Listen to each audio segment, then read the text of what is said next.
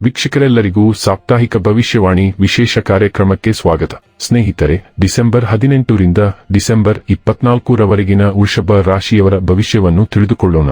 ಈ ವಾರ ವೃಷಭ ರಾಶಿಯವರ ಫಲಾಫಲಗಳೇನು, ಗ್ರಹಗತಿಗಳು ಹೇಗಿರಲಿವೆ, ಕೌಟುಂಬಿಕ ಸಾಮಾಜಿಕ ಜೀವನ ಹಾಗೂ ವ್ಯಾಪಾರ ವಹಿವಾಟು ಹೇಗೆ ನಡೆಯಲಿದೆ, ಅಲ್ಲದೆ ಯಾವೆಲ್ಲ ಸಮಸ್ಯೆಗಳು ನಿಮ್ಮನ್ನು ಈ ಸಾಪ್ತಾಹಿಕದಲ್ಲಿ ಕಾಡಲಿವೆ, ಅವುಗಳಿಗೆ ಪರಿಹಾರಗಳೇನು ಎಂಬುದನ್ನು ತಿಳಿಯಲು ಈ ವಿಡಿಯೋವನ್ನು ಸಂಪೂರ್ಣವಾಗಿ ವೀಕ್ಷಿಸಿ.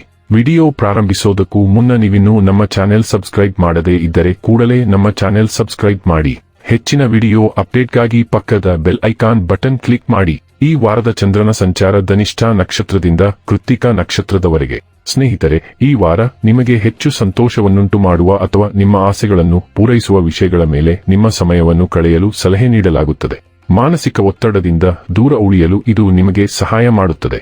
ಚಂದ್ರನ ಚಿಹ್ನೆಗೆ ಸಂಬಂಧಿಸಿದಂತೆ ಗುರು 12ನೇ ಮನೆಯಲ್ಲಿ ಇರುವುದರಿಂದ ಈ ವಾರದಲ್ಲಿ ಎಲ್ಲಾ ರೀತಿಯ ಅನುಮಾನಾಸ್ಪದ ಹಣಕಾಸು ವ್ಯವಹಾರಗಳಿಂದ ನಿಮ್ಮನ್ನು ದೂರವಿರಿಸಲು ಸಲಹೆ ನೀಡಲಾಗುತ್ತದೆ.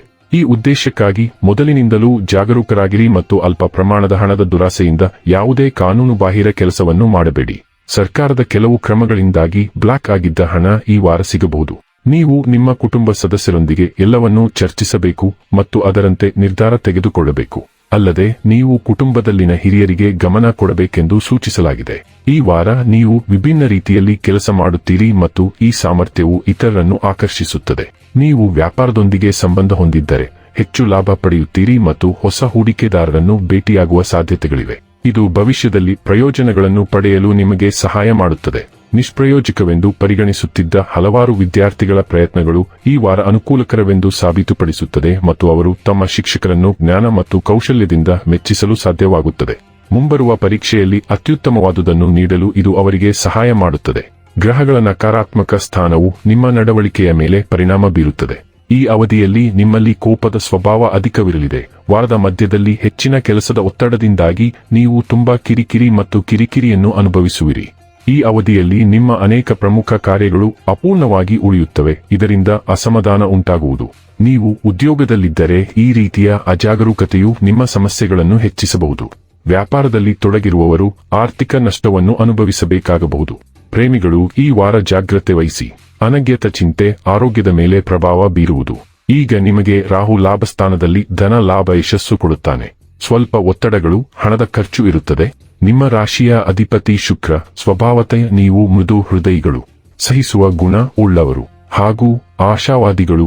ಹೀಗಾಗಿ ನೀವು ಕಷ್ಟಕ್ಕೆ ಹೆದರುವವರಲ್ಲ. ಮುಂದೆ ಒಳ್ಳೆಯ ದಿನಗಳು ಬರುತ್ತದೆ ಎಂದು ನಿರೀಕ್ಷಿಸುತ್ತೀರಿ. ಸಹಿಸಿಕೊಳ್ಳುತ್ತೀರಿ. ಸಹಿಸುವುದು ನಿಮ್ಮ ದೌರ್ಬಲ್ಯ ಅಲ್ಲ. ನಿಮ್ಮ ಆತ್ಮಾಭಿಮಾನಕ್ಕೆ ಧಕ್ಕೆ ಬಂದಾಗ ಸಿಡಿದು ನಿಲ್ಲುತ್ತೀರಿ. ಈ ಗುಣಗಳು ನಿಮ್ಮನ್ನು ಸದಾ ಕಾಪಾಡುತ್ತದೆ. ಈ ವಾರ ಮಕರ ಸಂಕ್ರಾಂತಿ ಮತ್ತು ಬುಧದ ಸೌರ ಪ್ರವೇಶವು ಮತ್ತೆ ಧನು ರಾಶಿಗೆ ಜಾರುತ್ತದೆ. 22ನೆಯ ದಿನದಂದು ಸೂರ್ಯನು ಅರೆ ಸೆಕ್ಸ್ಟೈಲ್ ಪ್ಲೂಟೋ ಆಗುತ್ತಾನೆ. ಆದ್ದರಿಂದ ಎಲ್ಲವೂ ನಡೆಯುತ್ತಿದೆ ಎಂದು ತೋರುತ್ತಿದೆ. ಈ ವಾರದ ಪ್ರಾಥಮಿಕ ಘಟನೆಯು ಮಕರ ರಾಶಿಗೆ ಸೌರ ಸಂಚಾರವಾಗಿದೆ. ಇದು ನಿಮ್ಮ ಜನ್ಮದ 9ನೇ ಮನೆಯನ್ನು ಪ್ರಚೋದಿಸುತ್ತದೆ. ಆದ್ದರಿಂದ ನೀವು ತಡೆಯಲಾಗದ ಅಲೆಮಾರಿತನವನ್ನು ಹೊಂದಿರುತ್ತೀರಿ. ಆದಾಗ್ಯೂ ವಾರಾಂತ್ಯದವರೆಗೆ ಹಿಮ್ಮುಖ ಬುಧವು ಪ್ರಯಾಣಕ್ಕಾಗಿ ಕೆಂಪು ಧ್ವಜವನ್ನು ಹಿಡಿದಿರುತ್ತದೆ. ಆದ್ದರಿಂದ ಬುಧವು ನೇರವಾಗಿ ತಿರುಗುವವರೆಗೆ ನೀವು ಅಂತಹ ಯೋಜನೆಗಳನ್ನು ತಡೆಹಿಡಿಯುವುದು ಒಳ್ಳೆಯದು. 22ನೇ ತಾರೀಕಿನಂದು ಸೂರ್ಯನು ಬುಧವನ್ನು ಸಂಯೋಗ ಮಾಡುವಲ್ಲಿ ನಿರತನಾಗಿರುತ್ತಾನೆ ಮತ್ತು ಪ್ಲೂಟೋದೊಂದಿಗೆ ಅರೆ ಸೆಕ್ಸ್ಟೈಲ್ ಅನ್ನು ರೂಪಿಸುತ್ತಾನೆ. ಇದು ಆಧ್ಯಾತ್ಮಿಕತೆಯನ್ನು ಅಳವಡಿಸಿಕೊಳ್ಳುವ ಬಯಕೆಯಿಂದ ನಿಮ್ಮ ಮನಸ್ಸಿನಲ್ಲಿ ತುಂಬುತ್ತದೆ. ಮುಂದಿನ 30 ದಿನಗಳವರೆಗೆ ನೀವು ಆಧ್ಯಾತ್ಮಿಕ ಒಲವನ್ನು ಹೊಂದಿರುತ್ತೀರಿ. ಆದ್ದರಿಂದ ನೀವು ಹೆಚ್ಚು ಆಧ್ಯಾತ್ಮಿಕ ಮತ್ತು ತಾತ್ವಿಕ ಪಠ್ಯಗಳನ್ನು ಓದುತ್ತೀರಿ. ಈ ಸಾಗಣೆಯ ಸಮಯದಲ್ಲಿ ಒಬ್ಬರ ನಂಬಿಕೆಗಳು ಮತ್ತು ತಾತ್ವಿಕ ದೃಷ್ಟಿಕೋನಗಳನ್ನು ಮರುಮೌಲ್ಯಮಾಪನ ಮಾಡುವ ಪ್ರವೃತ್ತಿ ಇರಬಹುದು. ನಿಮ್ಮ ಲೇಖನಗಳನ್ನು ಬರೆಯಲು ಮತ್ತು ಪ್ರಕಟಿಸಲು ಇದು ಸಮಯ. ವೃತ್ತಿಪರರಿಗೆ ನೀವು ವಿದೇಶಿ ಸಹಯೋಗಗಳನ್ನು ಹೊಂದಿರುತ್ತೀರಿ. ಇದು ನಿಮಗೆ ಬಹಳಷ್ಟು ಕಲಿಯಲು ಸಹಾಯ ಮಾಡುತ್ತದೆ. ನೀವು ಕಾನೂನು ಸಮಸ್ಯೆಗಳೊಂದಿಗೆ ವ್ಯವಹರಿಸುತ್ತಿದ್ದರೆ ಈ ಸಾಗಣೆಯು ಅವುಗಳನ್ನು ಗಮನಕ್ಕೆ ತರಬಹುದು.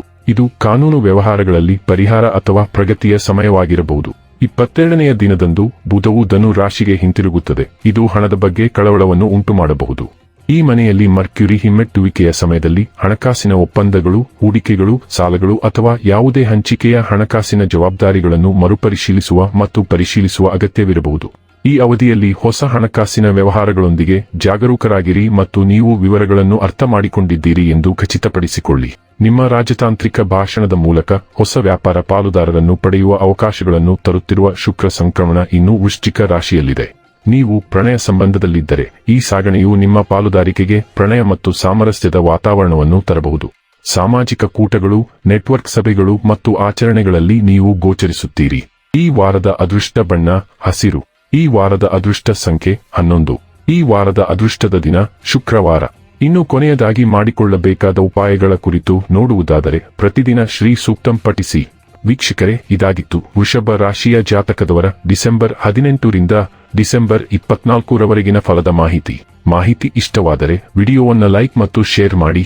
ಹಾಗೆ ಚಾನೆಲ್ ಸಬ್ಸ್ಕ್ರೈಬ್ ಮಾಡುವುದರ ಜೊತೆಗೆ ನಿರಂತರ ವಿಡಿಯೋ ಅಪ್ಡೇಟ್ಸ್ಗಳಿಗಾಗಿ ಪಕ್ಕದ ಬೆಲ್ ಐಕಾನ್ ಕ್ಲಿಕ್ ಮಾಡಿ.